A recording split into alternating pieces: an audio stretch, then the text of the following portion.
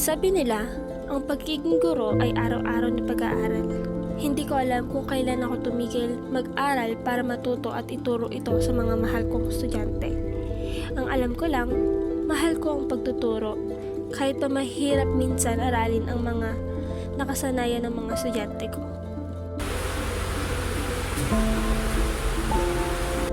Okay.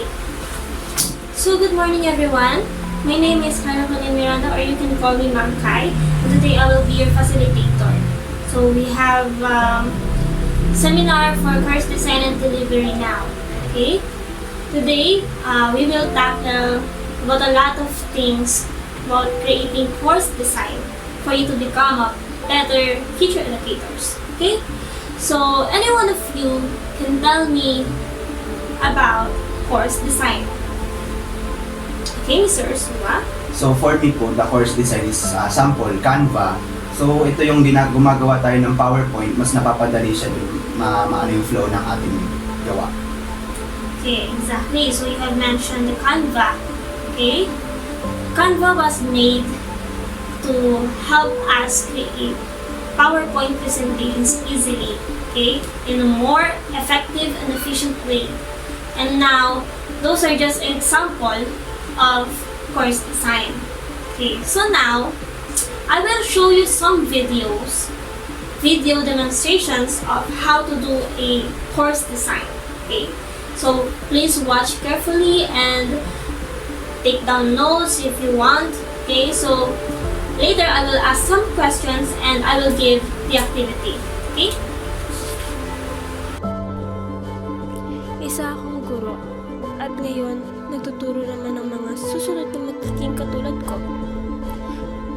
Hindi din ako magaling magturo at bobo pa nga akong tawagin sa akin noon hanggang sa nakita ko ang isang batang ito, isang estudyante na nakuha ang atensyon ko.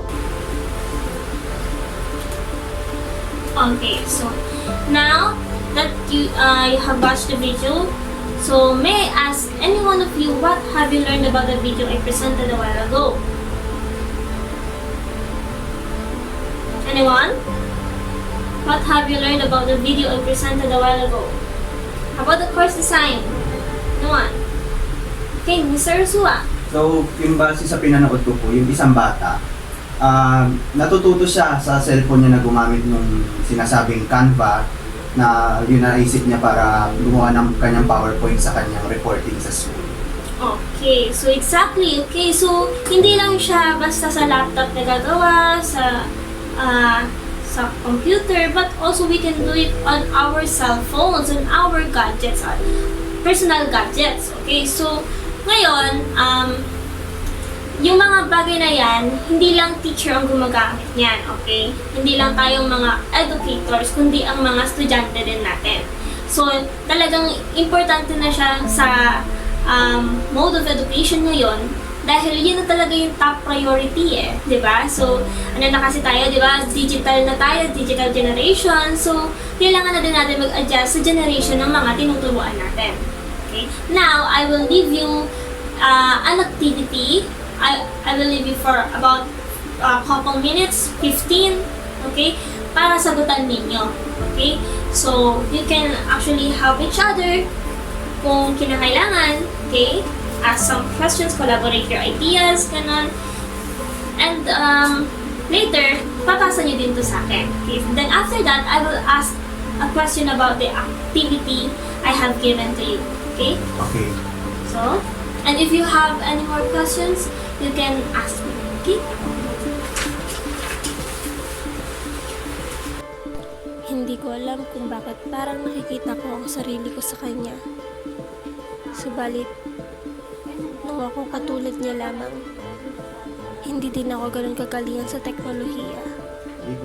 At lagi lang din ako nagtatanong at nagpapaturo sa mga kasama ko.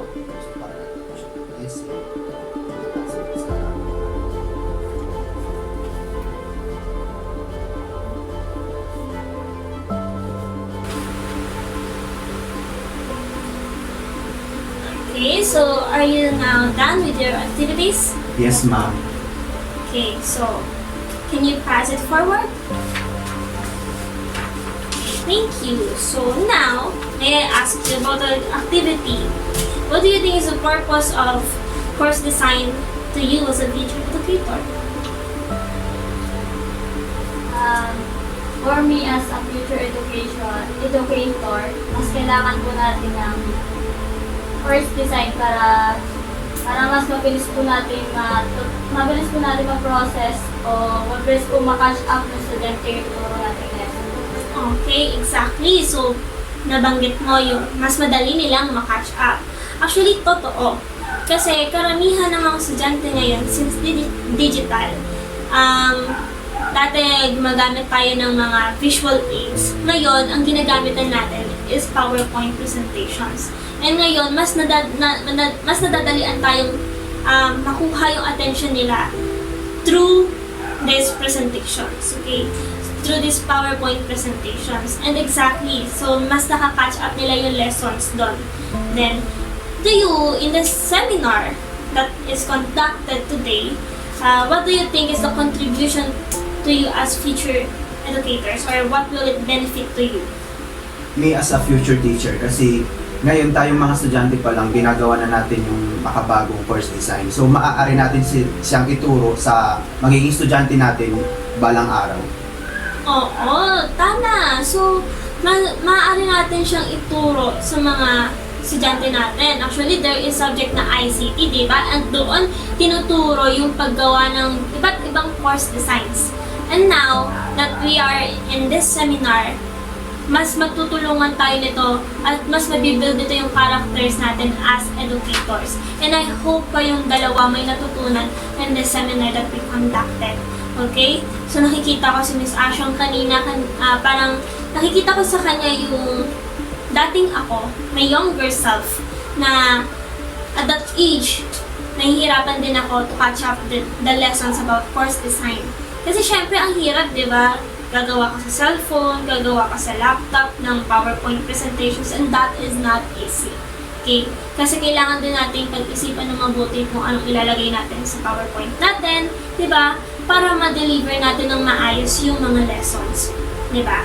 And, para sa inyong dalawa, nakita ko yung collaborations nyo pagdating sa mga activities na binigay ko kanina. And I am grateful to be your facilitator today, and I hope may natutunan kayo sa seminar natin. Thank you, and this ends for now. Thank you po.